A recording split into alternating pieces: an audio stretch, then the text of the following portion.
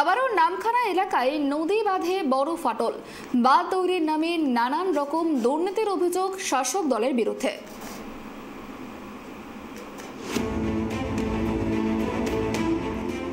আইলা, Amphan ও ইয়াসের দগদগে ক্ষত আজও রয়ে গিয়েছে মথুরাপুর লোকসভা কেন্দ্রের পাথর প্রতিমা, নামখানা, সাগরদ্বীপ, রায়দিঘি ও কাকদ্বীপের বিস্তীর্ণ এলাকা জুড়ে। আবারও নামখানার বিস্তীর্ণ এলাকা জুড়ে নদী বাঁধে দেখা দিয়েছে বড় বড় ফাটল, যার কারণে আতঙ্কে রয়েছে এলাকাবাসী। পূর্ণিমা, অমাবস্যার কোটাল সহ বর্ষার ৩ নদী এবং সমুদ্র বাঁধে ফাটল ও ভাঙনের জেরে অনেক সময় এলাকায় নোনা জল ঢুকে ক্ষতি হয় কাঁচা বাড়ি, চাষের জমি, সবজি বাগান এবং মাছ চাষের পুকুর। সুন্দরবনবাসীদের অভিযোগ, ভোট এলেই বাঁধ তৈরি নিয়ে হাজারো প্রতিশ্রুতি দেয় শাসক দলের নেতারা, আর ভোট কুড়ালেই যেই কে সেই। আর ভাঙন আটকাতে বাঁশ ও কাঠের রেলিং দিয়ে মাটির বাঁধ নির্মাণ করা হয়, তা খুবই নিম্নমানের। তাতে বিশেষ কিছু কাজ হয় না বলেই অভিযোগ।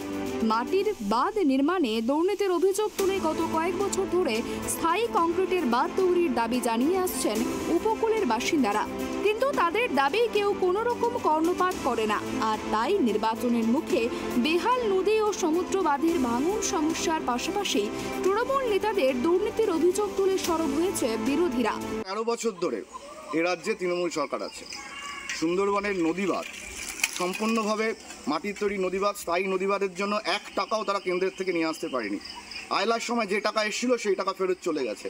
একদিকে সাগর, নামখানা, পাথর প্রতিমা, কাকদ্বীপ, রায়দিঘি, সমস্ত কিছু নদীবাঁধ, মাটির নদীবাঁধ।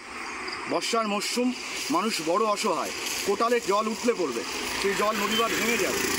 বাঁধে মাটি দেওয়ার নাম করে লক্ষ লক্ষ টাকা দুর্নীতি করেছে তৃণমূলের তোলাবাজেরা। আমরা মানুষের কাছে যাচ্ছি, আমাদের মূল দাবি সুন্দরবনে স্থায়ী নদীবাঁধ নির্মাণ করতে হবে।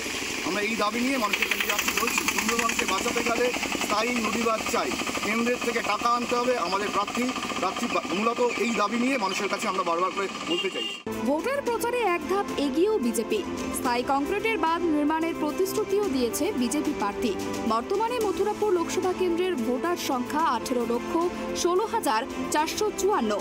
আর এই ভাঙন কবলিত এলাকার বাসিন্দাদের ভোট এবারের নির্বাচনে শাসক তৃণমূলের কাছে বড় ফ্যাক্টর হতে পারে বলেই রাজনৈতিক মহলের একাংশের ধারণা। মথুরাপুর লোকসভার কয়েকটা ব্লক, সাগর, পাথর, নামখানা, কাকদ্বীপ, এই সমস্ত ব্লকের অনেক জায়গায় নদী বাঁধের সমস্যা হচ্ছে। সেই সমস্যাটা নিয়ে আজকে এমন একটা পরিস্থিতি তৈরি হয়ে গেছে যে মনে হচ্ছে যেন কোনো টাকা কোনো দিন আসে না।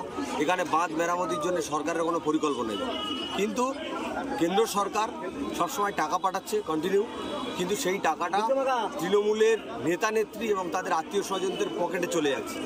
আমি আজকেই বলছিলাম যে এখানে ২০০৯ সালে যে আয়লা ঝড় হয়েছিল, তখন বাঁধ নির্মাণের জন্য এবং স্থায়ী সমাধানের জন্য কেন্দ্রীয় সরকার যে অর্থ বরাদ্দ করেছিল তার বিরোধিতা করেছিলেন এই মুখ্যমন্ত্রী। তবে বিরোধীদের অভিযোগ উড়িয়ে দিয়ে তৃণমূল নেতৃত্বের দাবি, দুর্নীতির নামে কুৎসা করে কোনো লাভ হবে না বিরোধীদের। ওরা মিথ্যে কথা বলছে। সুন্দরবন জুড়ে সমস্ত নদী ও সমুদ্র বাঁধ স্থায়ী করা হচ্ছে।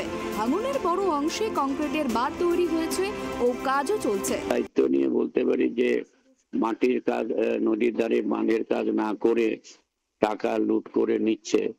এখানে কন্ট্রাক্টররা আমাদের নেতাদের বিরুদ্ধে যেসব কথা বলছে এগুলো সর্বৈব মিথ্যা এবং ভিত্তিহীন। দেখুন, ব্যাপারটা হচ্ছে যে এখন তো নির্বাচন চলছে, তবুও জরুরি অবস্থায় নির্বাচন কমিশনের মতামত সাপেক্ষে সেচ দপ্তর ইতিমধ্যে যে সমস্ত জায়গা প্রি মরশুমের বিভিন্ন জায়গাতে বিডিও সাহেবরা মিটিং করেছেন সমস্ত লাইন ডিপার্টমেন্টদের নিয়ে, এবং যেখানে যেখানে সমস্যা দেখা দিচ্ছে, মানে নদীর যে এই যে প্রাকৃতিক বিপর্যয়ের প্রেক্ষাপটে নদী ভাঙনের, আর এই মুহূর্তে তেমন কিছু খবর নেই। তবে সামগ্রিকভাবে নদীর বাঁধগুলো দুর্বল। তবে নদী বাঁধ সংলগ্ন এলাকার বাসিন্দারা দুশ্চিন্তায় ভুগছেন প্রতিনিয়ত। তাদের দাবি কবে পূরণ হবে সেদিকে তাকিয়ে গোটা সুন্দরবনবাসী। দক্ষিণ ২৪ পরগনা থেকে গোপাল ছিলের রিপোর্ট, ট্রাইব টিভি বাংলা।